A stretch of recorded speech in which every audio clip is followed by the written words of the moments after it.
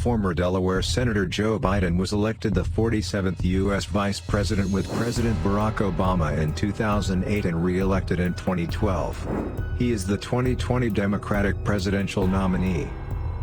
Who is Joe Biden?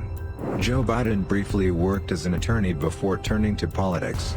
He became the fifth youngest U.S. senator in history as well as Delaware's longest-serving senator. His 2008 presidential campaign never gained momentum, but Democratic nominee Barack Obama selected him as his running mate. And Biden went on to serve 2 terms as the 47th Vice President of the United States.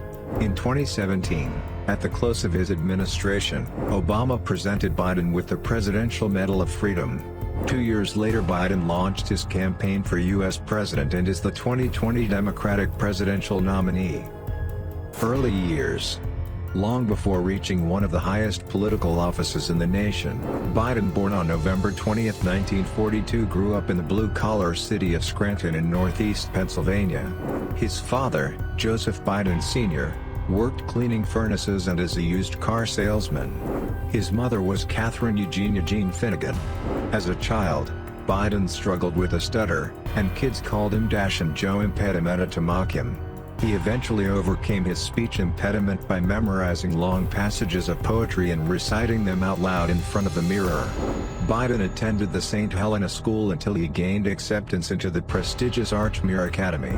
Although he had to work by washing the school windows and weeding the gardens to help his family afford tuition. College, marriage, and law school. Biden attended the nearby University of Delaware, where he studied history and political science and played football. He would later admit that he spent his first 2 years of college far more interested in football, girls and parties than academics. But he also developed a sharp interest in politics during these years, spurred in part by the inspiring inauguration of John F. Kennedy in 1961. On a spring break trip to the Bahamas during his junior year, Biden met a Syracuse University student named Nelia Hunter and, in his own words, fell ass over tin cup in love at first sight. Encouraged by his new love, he applied himself more fully to his studies and was accepted into the Syracuse University Law School upon his graduation from Delaware in 1965. Biden and Hunter married the next year, in 1966. Early political career. After graduating from law school in 1968, Biden moved to Wilmington, Delaware, to begin practicing at a law firm. He also became an active member of the Democratic Party, and in 1970 he was elected to the New Castle County Council. While serving as councilman, in 1971, Biden started his own law firm. In 1972, the Delaware Democratic Party encouraged the 29-year-old Biden to run against the popular Republican incumbent J. Caleb Boggs for the United States Senate. Although few thought he stood any chance, Biden ran a tireless campaign organized mostly by family members. His sister, Valerie Biden Owens, served as his campaign manager, and both of his parents campaigned daily. That November, in a tight race with a large turnout, Biden won an upset victory to become the 5th youngest U.S. senator elected in the nation's history. Presidential ambitions. In 1987, having established himself as one of Washington's most prominent Democratic lawmakers, Biden decided to run for the U.S. presidency. He dropped out of the Democratic primary, however, after reports surfaced that he had plagiarized part of a speech. Biden had been suffering severe headaches during the campaign, and shortly after he dropped out in 1988, doctors discovered that he had 2 life-threatening brain aneurysms. Complications from the ensuing brain surgery led to blood clots in his lungs, which, in turn, caused him to undergo another surgery.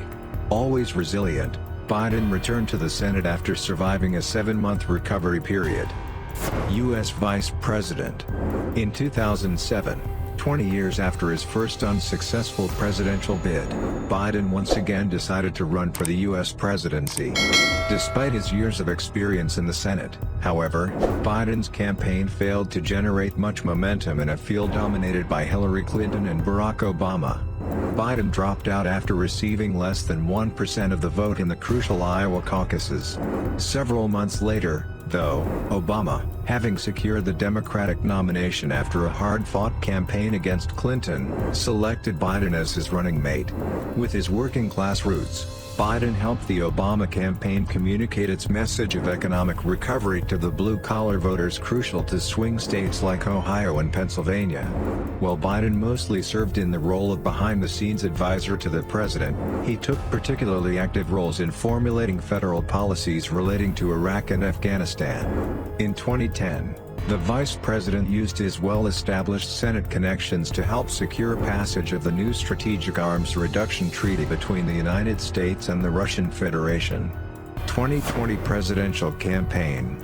On April 25, 2019, Biden delivered the expected news that he was running for president in 2020. In his 3-1-2-minute video announcement, the former VP referenced President Trump's attempt to equate people on both sides of the violent, racially charged clash in Charlottesville, Virginia, in 2017. Saying he knew then that the threat to our nation was unlike any I'd ever seen in my lifetime. During the first Democratic primary debate in late June, Biden again found his track record targeted when Kamala Harris took him to task for his opposition to busing as a means of integrating schools in the 1970s.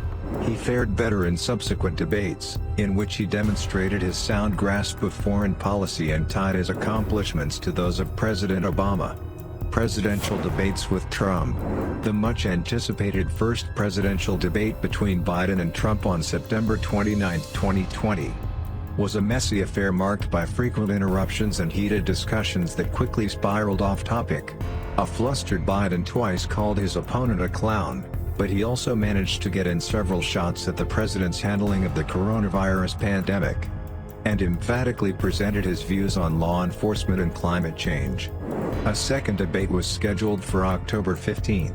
But after Trump declined to do a virtual debate, town halls for both candidates were scheduled instead.